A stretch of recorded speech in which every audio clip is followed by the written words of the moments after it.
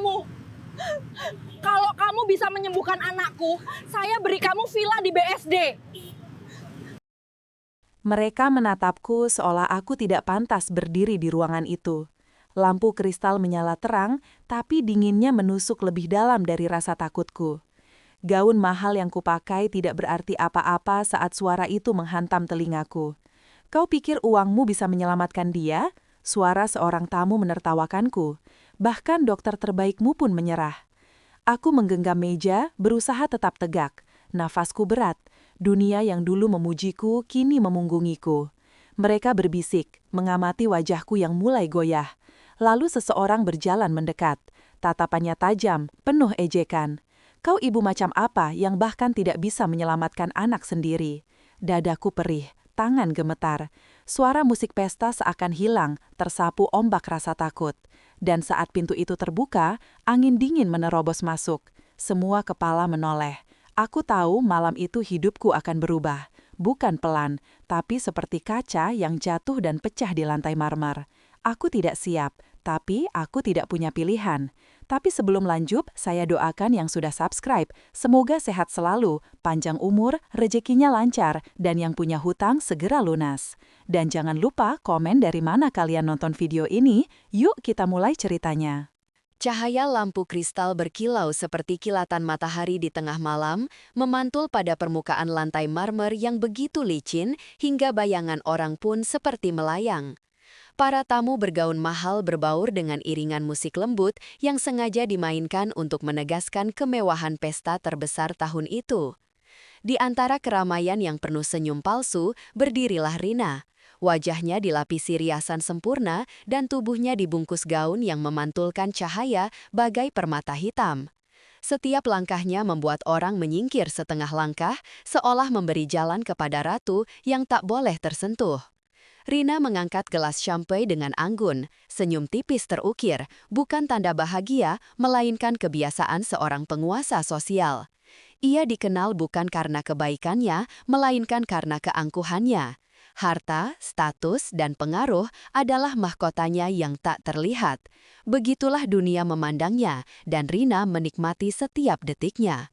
Namun di antara gemerlap pesta, Dani, putra tunggalnya, duduk di sudut ruangan. Tubuhnya tampak pucat, tangannya bergetar halus setiap kali ia mencoba mengangkat gelas.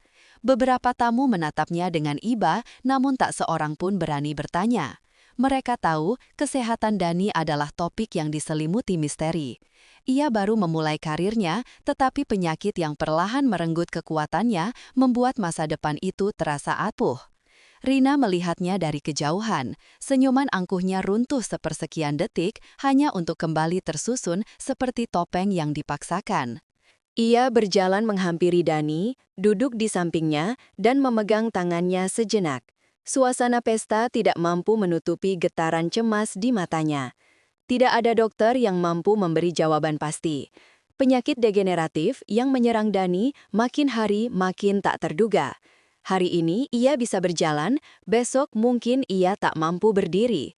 Kehidupan mewah Rina tiba-tiba terasa seperti istana rapuh yang dibangun di atas pasir. Saat pesta berakhir dan tamu terakhir keluar, Rina berdiri sendirian di tengah aula besar. Musik berhenti, lampu mulai diredupkan, dan keheningan menyelimuti ruangan yang sebelumnya penuh tawa. Ia memandang pantulan dirinya di dinding kaca. Untuk pertama kalinya, ia merasa kecil di tengah kemegahan yang biasa ia kuasai. Di luar gedung, angin malam berembus membawa aroma gorengan dari penjajah kaki lima yang menunggu pembeli pulang dari pesta. Rina tidak pernah menoleh ke arah itu. Baginya, dunia sederhana selalu berada jauh di bawah kakinya. Ia tidak tahu bahwa seseorang dari dunia itu akan segera mengubah seluruh hidupnya. Bab ini berakhir saat Rina menghela nafas panjang. Ia melangkah keluar menuju mobil limusin yang menunggunya. Di balik pintu kaca, Dani tersenyum lemah seakan mencoba menenangkan ibunya. Namun ada sesuatu di mata Rina yang tidak pernah ia akui, bahkan pada dirinya sendiri. Ketakutan. Sebuah ketakutan yang akan membawanya pada sosok yang tak pernah ia bayangkan sebelumnya. Pagi itu menghadirkan cahaya matahari yang pucat, seolah ikut merasakan ketegangan yang menyelimuti rumah besar milik Rina. Para pelayan bergerak dengan langkah hati-hati, menjaga agar suara mereka tidak mengganggu Dani yang masih terlelap setelah malam yang melelahkan. Rina berdiri di samping jendela besar, memandangi halaman luas yang terasa lebih kosong dari biasanya. Semalaman ia tidak tidur. Pikiran tentang Dani terus menekan dadanya seperti beban yang tak terlihat. Ketika Dani akhirnya bangun, tubuhnya kembali melemah. Tangannya sulit digerakkan, kakinya hampir tidak mampu menopang berat badan sendiri. Dokter pribadi datang terburu-buru, namun hanya mengulang jawaban yang sudah berkali-kali Rina dengar. Tidak ada kemajuan, tidak ada obat, tidak ada harapan. Rina terdiam lama. Kata-kata dokter terdengar seperti gema kosong yang menghantam dinding hatinya. Ia ingin marah, ingin menuntut sesuatu untuk disalahkan, namun tidak ada yang tersisa selain rasa putus asa yang semakin menyesakkan. Siang itu, Rina memutuskan keluar sendirian. Ia berjalan di trotoar luar rumah, mencoba menghirup udara segar. Namun pikirannya tetap diisi bayang-bayang Dani yang rapuh dan ketidakmampuannya sendiri untuk menyelamatkan putra satu-satunya. Saat ia berdiri terpaku di depan gerbang, aroma makanan hangat tiba-tiba menyeruak dari arah samping. Di sanalah ia melihat seorang perempuan sederhana sedang menata dagangan gorengan di gerobak kecil. Perempuan itu tersenyum ramah kepada setiap orang yang melintas, seolah dunia tak pernah menyakitinya. Rambutnya diikat rapi, dan matanya memancarkan ketenangan yang tidak selaras dengan pakaian lusuh yang ia kenakan. Itulah Mira. Mira sesaat menatap ke arah Rina, lalu melangkah pelan mendekat. Dengan suara lembut namun penuh keyakinan, ia berkata bahwa ia mendengar tentang kondisi Dani dari para tetangga. Ia menawarkan bantuan dengan memberikan ramuan herbal yang ia buat sendiri. Rina mengerutkan kening, tidak percaya bahwa seseorang dari jalanan, apalagi seorang penjual gorengan, berani menawarkan solusi atas penyakit yang tidak mampu disembuhkan dokter ahli. Nada bicaranya menjadi tajam, menusuk, dan penuh penghinaan. Ia bertanya siapa Mira sebenarnya dan bagaimana seorang pedagang sederhana bisa mengerti dunia pengobatan. Mira tidak tersinggung, ekspresinya tetap tenang. Ia hanya menjawab bahwa ia tidak memaksa Rina percaya, namun ia tahu bahwa Dani masih bisa diselamatkan. Keyakinan yang begitu santai itu membuat darah Rina mendidih. Barisan ego dan kepongahan yang selama ini mengelilinginya runtuh menjadi kemarahan. Di tengah emosi yang memuncak, keluarlah kalimat yang akan mengubah nasib mereka semua. Dengan suara tinggi yang dipenuhi frustrasi, ia menantang Mira dengan taruhan yang tidak pernah ia pikirkan sebelumnya. Jika ramuan herbal itu mampu menyembuhkan Dani dan membuatnya berjalan kembali dalam 1 jam, maka Rina bersedia melepaskan segalanya, bahkan bersedia menjadi istri Mira. Mira menatap Rina tanpa gentar.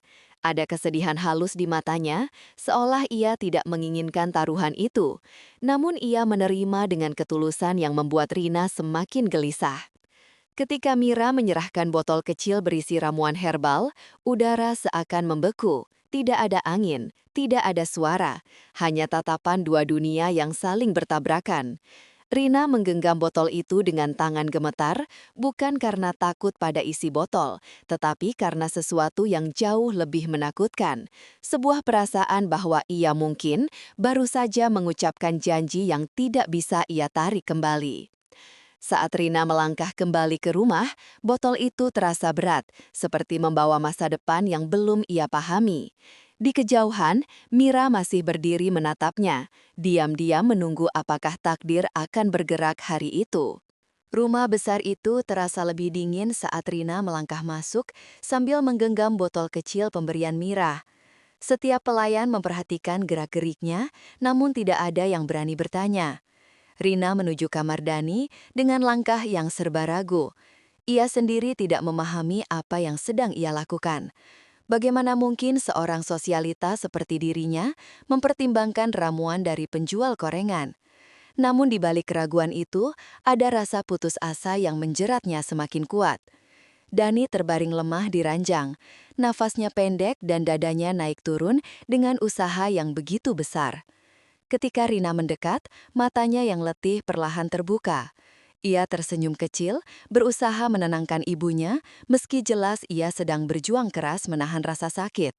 Rina tidak sanggup membalas senyum itu.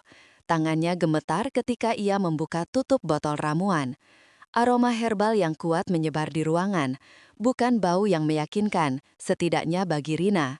Ia menelan ludah, lalu memiringkan botol untuk membantu Dani meminumnya. Dani menatap ibunya sejenak, seolah ingin memastikan bahwa ini benar-benar keputusan yang ia inginkan. Tanpa kata apapun, ia meneguk ramuan itu. Beberapa detik pertama tidak terjadi apa-apa. Rina memegang tangan Dani, merasakan kulit dinginnya, dan denyut lemah yang seperti menghilang setiap beberapa detik. Ia hampir menyesali keputusan memberikan ramuan itu, namun perlahan sesuatu berubah. Dani menarik nafas sedikit lebih panjang. Otot di wajahnya yang biasanya tegang mulai melunak. Tangan yang tadi lemas kini menggenggam jari ibunya dengan kekuatan yang belum pernah ia tunjukkan dalam beberapa bulan terakhir. Rina menatapnya tanpa berkedip, takut gerakan sekecil apapun akan menghentikan perubahan yang sedang terjadi. Dalam hitungan menit, rona wajah Dani mulai kembali. Dadanya naik turun lebih stabil. Ia perlahan bangkit dan duduk, sesuatu yang sudah lama tidak bisa ia lakukan tanpa bantuan. Rina mundur satu langkah, mulutnya terbuka tanpa kata. Ini mustahil. Tidak ada dokter, tidak ada terapi, tidak ada obat canggih yang mampu memberi hasil seperti ini dalam waktu sesingkat itu. Dan keajaiban itu belum berhenti. Dani menurunkan kakinya ke lantai. Awalnya perlahan, kemudian dengan keyakinan yang muncul entah dari mana, ia mencoba berdiri. Tubuhnya sempat goyah, namun kedua kakinya menopang berat badannya. Rina terdiam, wajahnya diliputi campuran keterkejutan dan ketakutan. Dani melangkah pelan, satu langkah, dua langkah. Ia berjalan menuju ibunya dan memeluknya dengan kekuatan yang mustahil ia miliki 5 menit lalu. Air mata Rina mengalir spontan. Ia tidak mampu berbicara, hanya suara isak yang memenuhi ruangan. Tidak ada logika yang bisa menjelaskan kejadian ini. Tidak ada alasan yang dapat diterima pikirannya. Yang tersisa hanyalah kenyataan bahwa seorang penjual gorengan sederhana telah memberikan harapan yang tidak mampu diberikan dunia kedokteran. Ketika Rina akhirnya mampu menguasai diri, ia bergegas keluar rumah untuk mencari Mira. Namun, saat ia tiba di depan gerbang, gerobak gorengan itu sudah tidak ada. Trotoar kosong, jalan lenggang. Seolah Mira menghilang begitu saja tanpa meninggalkan jejak. Rina berdiri memandangi jalan yang terasa lebih panjang dari biasanya. Ia merasakan sesuatu yang belum pernah ia rasakan seumur hidupnya. Malu, takut, dan sebuah hutang yang tak bisa diukur dengan apapun yang ia miliki. Mira telah melakukan keajaiban, tetapi ia pergi tanpa meminta imbalan, tanpa menagih janji, tanpa meninggalkan sepatah kata pun. Dan itu justru membuat Rina semakin tidak tenang. Perasaan aneh itu tumbuh di dadanya, seperti tarikan tak terlihat yang memaksanya mencari jawaban. Ia tahu bahwa hidupnya tidak akan kembali seperti semula setelah hari itu. Malam turun lebih cepat dari biasanya ketika Rina duduk sendirian di ruang kerjanya. Lampu temara memantulkan bayangnya di dinding, membuat ruangan itu terasa lebih sempit dari biasanya. Di luar, suara hujan mulai turun pelan, mengisi keheningan dengan ritme lembut yang justru membuat hatinya semakin gelisah. Dani sudah tertidur dengan kondisi jauh lebih stabil, tetapi ketenangan itu tidak merembes ke dalam diri Rina. Ia terus memikirkan satu hal, Mira. Keajaiban yang terjadi pada Dani tidak memberi Rina kebahagiaan penuh. Sebaliknya, itu membuka pintu ketakutan baru. Bagaimana mungkin seseorang seperti Mira yang tampak begitu sederhana mampu menciptakan ramuan yang bahkan para dokter tidak bisa pahami? Mengapa ia pergi begitu saja tanpa memberitahu siapa dirinya? Rina memijit pelipisnya. Untuk pertama kalinya dalam hidup, ia merasa tidak memiliki kendali. Semua yang selama ini membuatnya merasa kuat, dari harta hingga pengaruh, tampak tidak berguna di hadapan satu kenyataan. Ia tidak mengenal perempuan yang menyembuhkan putranya, dan itu membuatnya tidak bisa tidur. Keesokan harinya, Rina memutuskan untuk mencari Mira. Ia turun ke jalanan tempat gerobak gorengan itu biasanya berada. Namun yang ia temui hanyalah pedagang lain dan orang-orang yang tidak mengenal sosok tersebut. Beberapa bahkan menggeleng bingung saat Rina menggambarkan wajah Mira. Seolah Mira bukan bagian dari lingkungan itu, seolah ia hanya muncul untuk satu tujuan lalu menghilang kembali. Rina tidak menyerah. Ia bertanya pada penjaga keamanan kompleks, pada pedagang keliling, bahkan pada tukang ojek yang sering mangkal di dekat rumahnya. Semua memberikan jawaban yang sama. Mereka tidak pernah melihat perempuan bernama Mira. Tidak ada penjual gorengan yang cocok dengan deskripsinya. Tidak ada jejak. Rina mulai gelisah, entah karena ia tidak bisa menemukan Mira atau karena ia mulai menyadari bahwa dunia ini jauh lebih besar dari apa yang selama ini ia pahami. Sore harinya, Rina duduk di sebuah halte kecil. Ia menunduk, memikirkan kembali kata-kata kasar yang pernah ia lontarkan pada Mira. Hatinya terasa berat, bukan hanya karena rasa bersalah, tetapi karena ia tahu Mira tidak pantas menerima perlakuan seperti itu. Seseorang yang mampu menyembuhkan Dani dalam 5 menit tidak boleh diremehkan. Saat itu, seorang anak kecil melintas sambil membawa payung robek. Ia berhenti di depan Rina. Anak itu menatapnya tanpa takut, lalu berkata bahwa ia pernah melihat perempuan bernama Mira, perempuan yang baik hati, yang selalu memberi gorengan gratis kepada siapapun yang tidak mampu membayar. Anak itu menunjuk ke arah gang sempit di ujung jalan. Rina segera berdiri. Tanpa berpikir panjang, ia berjalan ke arah yang ditunjukkan anak itu. Gang itu sempit, gelap, dan hampir tidak pernah ia lewati seumur hidup. Langkahnya melambat ketika ia menyadari bahwa bau mewah rumahnya tidak ada di sini. Yang ada hanyalah aroma tanah basah, dinding kusam, dan suara tetesan air dari pipa bocor. Di ujung gang, ia melihat sebuah pintu kayu tua. Catnya mengelupas, engselnya berderit setiap kali angin mendorongnya sedikit. Rina menelan ludah. Ada sesuatu yang membuatnya ingin mengetuk pintu itu, namun sekaligus membuatnya ragu. Isyarat samar yang terasa seperti peringatan. Ia mengetuk. Tidak ada jawaban. Ia mengetuk sekali lagi, lebih pelan. Masih tidak ada jawaban. Namun dari dalam, terdengar suara langkah yang ringan. Pintu terbuka sedikit, dan seorang perempuan tua muncul. Sorot matanya tajam namun lembut. Ia mengenali Rina, bukan sebagai sosialita terkenal, tetapi sebagai ibu yang putus asa. Perempuan itu tersenyum tipis dan berkata bahwa ia tahu siapa yang sedang Rina cari. Rina terdiam, jantungnya berdetak semakin keras. Perempuan itu membuka pintu lebih lebar, lalu ia berkata, "Mira ada di sini." Udara di dalam rumah kecil itu terasa berbeda, hangat namun syarat dengan kisah yang tidak pernah diucapkan. Rina melangkah masuk dengan hati-hati. Ruangan itu sederhana, hanya ada meja kayu tua, beberapa rak yang dipenuhi botol-botol kaca berisi ramuan, dan lampu minyak kecil yang memancarkan cahaya kuning temaram. Aroma rempah memenuhi udara, menciptakan suasana yang membuat dada Rina terasa sesak tanpa alasan yang jelas. Perempuan tua yang membukakan pintu mempersilahkan Rina duduk. Ia berjalan perlahan menuju tirai kain yang menutup pintu menuju ruangan lain. Suaranya lembut ketika ia memanggil nama Mira, seperti memanggil seseorang yang sedang mencoba menyembunyikan diri dari dunia. Dari balik tirai itu, Mira muncul. Tidak lagi dengan pakaian lusuh di pinggir jalan.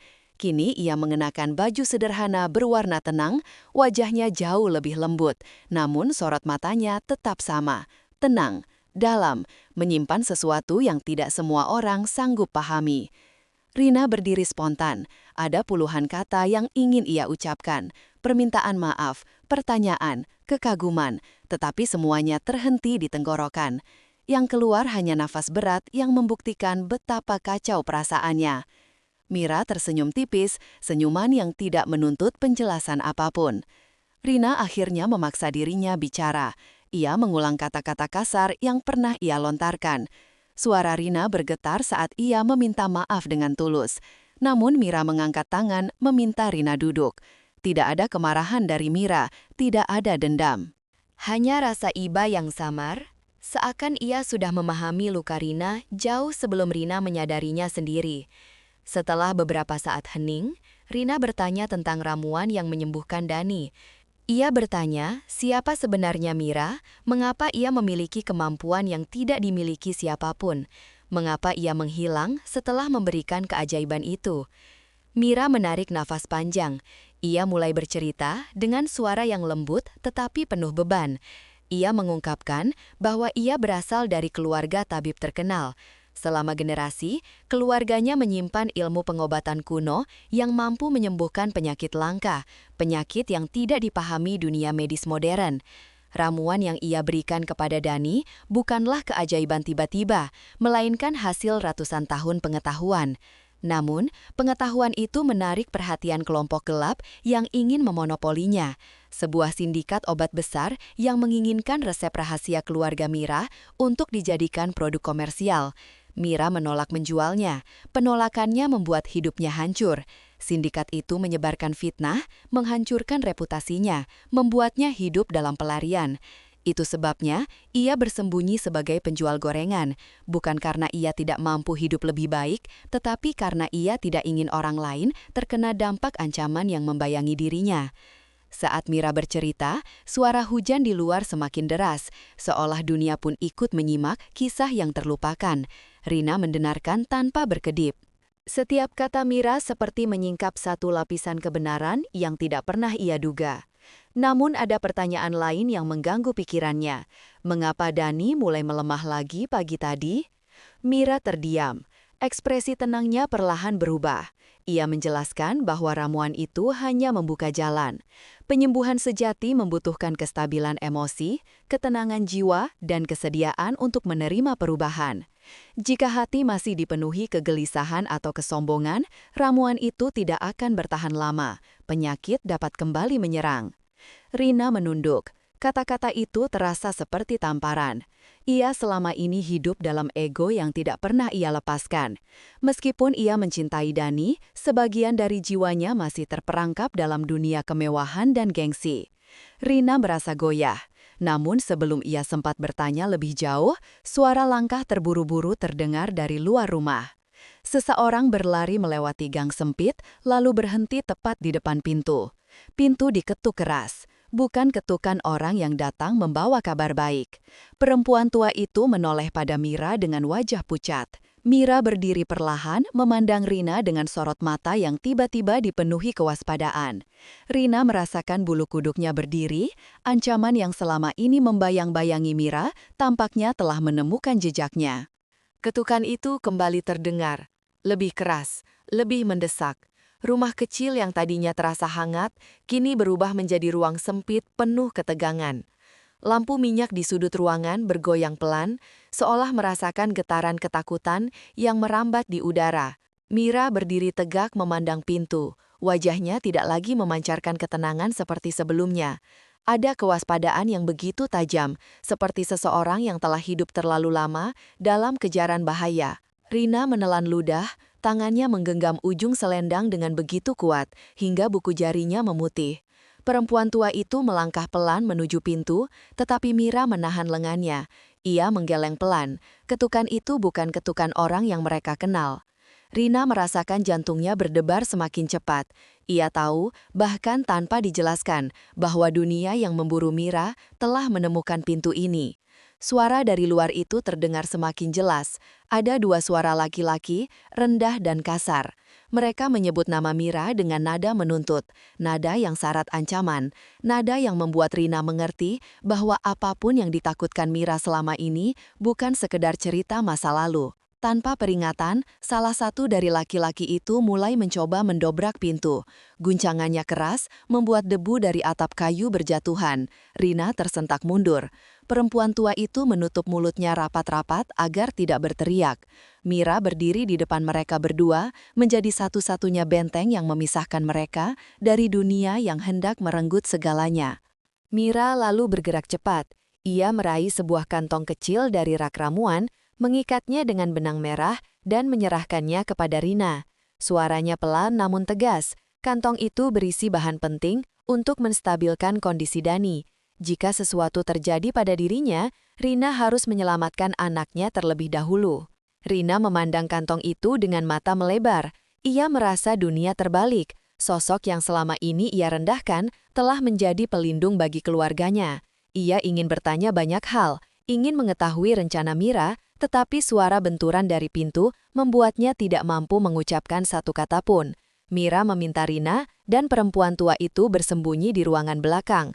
Namun Rina menolak. Ia tidak mampu melangkah pergi dan meninggalkan wanita itu sendirian menghadapi bahaya. Tetapi, Mira menatapnya dengan intensitas yang membuat segala penolakan runtuh. Tatapan itu mengatakan bahwa ada sesuatu yang jauh lebih penting dari rasa takut Rina. Pintu kembali diguncang, lebih keras. Engselnya mengeluarkan suara nyaring yang membuat bulu kuduk meremang. Mira memegang bahu Rina dan menuntunnya ke balik tirai ruangan belakang. Rina menoleh sekali lagi sebelum mengikuti langkah perempuan tua itu.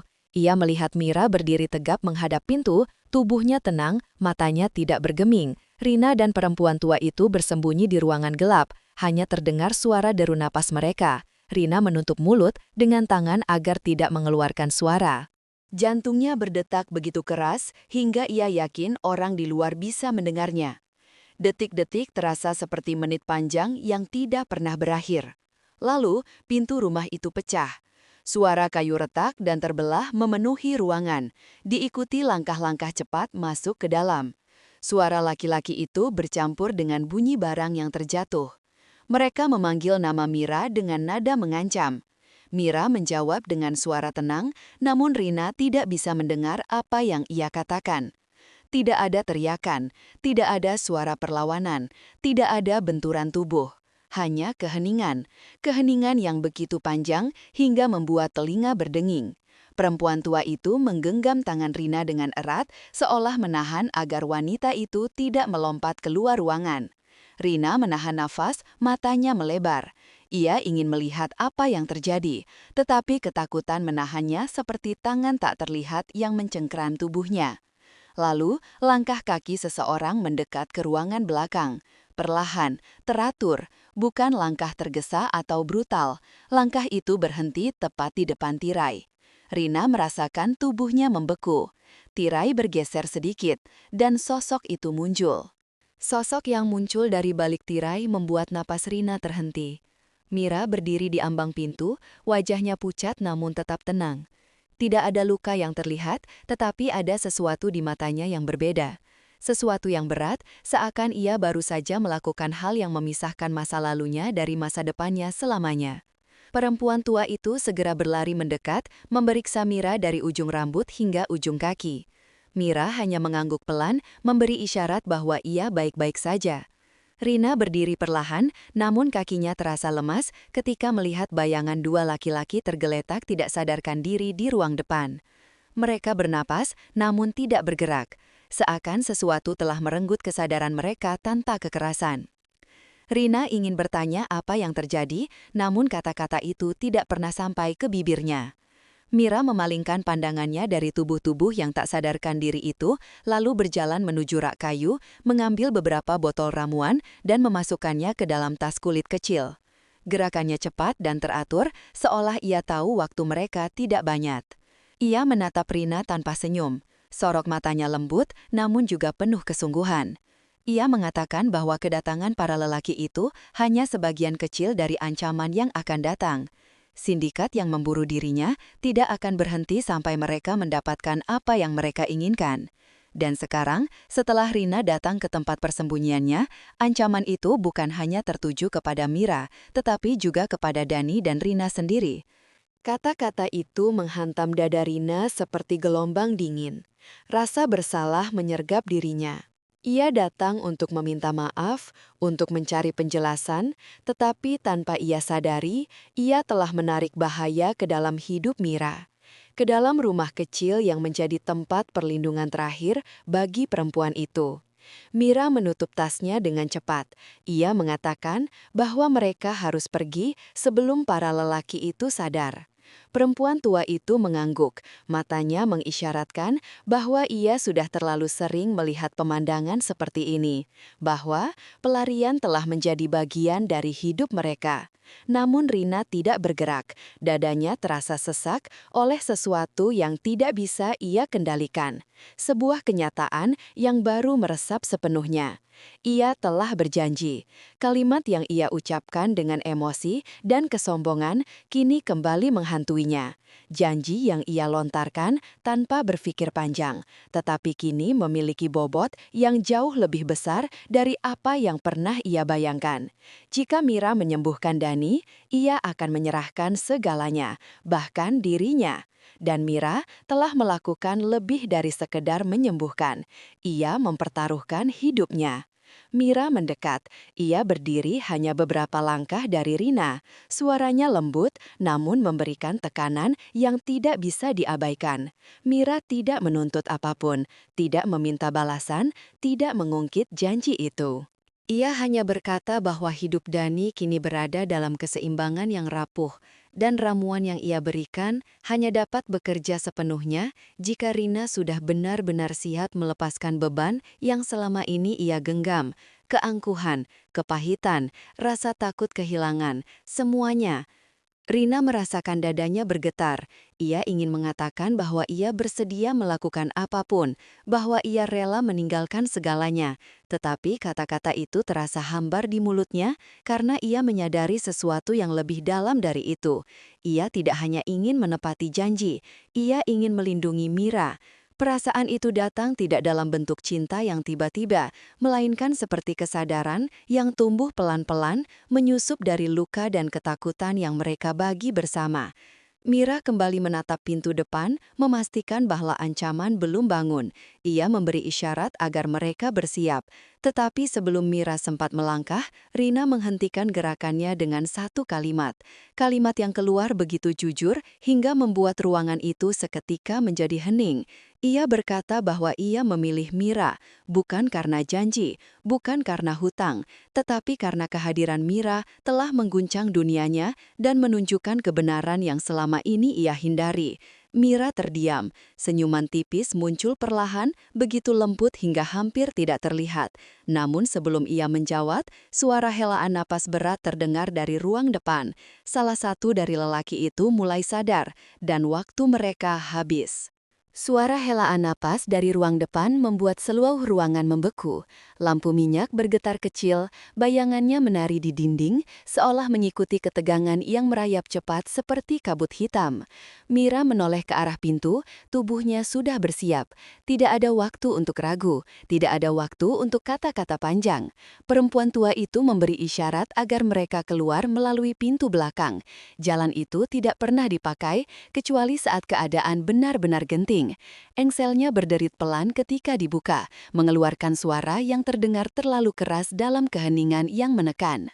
Rina menggenggam tas kecil berisi ramuan yang diberikan Mira. Setiap langkah yang ia ambil terasa berat, seakan setiap detik yang lewat membawanya semakin jauh dari kehidupan yang pernah ia jalani. Kehidupan yang megah dan gemerlap kini terasa seperti mimpi samar yang tidak lagi berarti apapun. Mira berjalan paling depan, menuntun mereka melewati lorong sempit yang pengap. Aroma tanah lembab memenuhi udara, seolah lorong itu sendiri adalah saksi bisu dari pelarian-pelarian yang pernah dilakukan sebelumnya. Rina mengikuti dengan napas tertahan, sementara perempuan tua itu menyusul di belakang untuk memastikan tidak ada yang mengintai. Di tengah perjalanan, Rina menoleh sekilas. Dari celah pintu yang perlahan tertutup kembali, ia melihat paha salah satu lelaki itu bergerak. Kesadaran mereka kembali meski belum sepenuhnya, namun itu cukup untuk mengirim gelombang bahaya yang menyambar nuraninya. Lorong itu berakhir pada jalan kecil yang tertutup semak-semak tinggi. Lampu jalan hampir tidak mencapai area tersebut, membuatnya tampak seperti celah menuju dunia lain. Dunia asing yang belum pernah Rina sentuh seumur hidupnya. Dunia tanpa kemewahan, dunia tanpa kenyamanan, dunia tempat Mira bertahan hidup. Begitu mereka keluar, angin malam menerpa wajah Rina, membawa aroma hujan yang baru berhenti. Udara dingin memotong kulit, tetapi di dalam diri Rina ada api baru yang tidak mudah padam. Api yang muncul dari tekad yang terbangun melalui ketakutan dan keberanian yang bertabrakan di titik yang sama.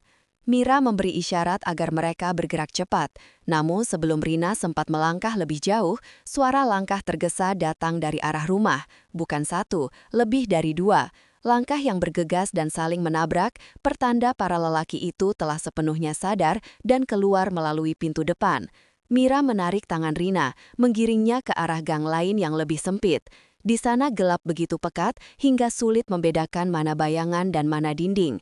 Mereka menuruni tangga kecil yang nyaris tersembunyi, mengarah pada jalan bawah tanah yang jarang digunakan warga. Ketika mereka berhasil turun, suara orang-orang itu terdengar jelas dari atas. Mereka memanggil nama Mira dengan nada marah yang menggema di antara dinding beton. Suara itu bergulung turun ke dalam lorong bawah tanah seperti peringatan dari langit yang retak. Namun Mira tidak berhenti. Ia memimpin mereka menuju pintu besi yang tersembunyi di balik tumpukan papan tua. Pintu itu berkarat, tetapi ketika Mira mendorongnya, pintu bergeser seakan sudah lama menunggu untuk dibuka kembali. Di balik pintu itu terdapat ruangan kecil yang cukup gelap. Hanya satu lampu gantung pudar yang menyala, menerangi meja kayu dan kursi tua. Tempat persembunyian, tempat aman sementara. Mira menutup pintu perlahan, menahan napas agar tidak mengeluarkan suara. Ketika pintu terkunci sepenuhnya, keheningan jatuh seperti selimut berat yang menutupi segalanya. Rina bersandar pada dinding, mencoba menenangkan jantungnya yang berdebar tak beraturan. Mira berdiri beberapa langkah darinya, menatapnya dengan sorot mata yang sulit diterjemahkan. Bukan ketakutan, bukan penyesalan, tetapi sesuatu yang lebih dalam. Sesuatu yang berakar dari janji yang terucap dan terikat oleh takbir. Dalam ruangan kecil itu, jauh dari gemerlap dunia yang pernah menjadi panggung hidupnya, Rina merasa sesuatu dalam dirinya bergeser. Ia tidak lagi berada di sisi luar hidup Mira, tidak lagi sekadar penonton dari kisah yang asing. Ia telah memasuki dunia itu, dunia yang keras namun jujur, dunia yang menuntut keberanian bukan penampilan. Mira mendekat, suaranya hanya sedikit lebih keras dari bisikan. Ia berkata bahwa perjalanan mereka belum selesai, bahwa bahaya baru saja dimulai, dan untuk bertahan mereka harus tetap bersama. Rina menatap Mira. Di balik keheningan itu, ada keputusan yang telah diambil jauh sebelum kata-kata itu terdengar. Ia tidak akan pergi. Bahkan jika dunia yang mengejar Mira menjadi dunia yang mengejar dirinya juga. Karena di ruangan kecil itu, di tengah ketakutan yang mengepung dari segala arah, Rina akhirnya mengerti sesuatu yang selama ini tersembunyi di balik gemerlap kehidupannya. Ia telah memilih, dan pilihannya berdiri tepat di hadapannya, menatapnya dengan mata yang menyimpan harapan yang selama ini ia cari.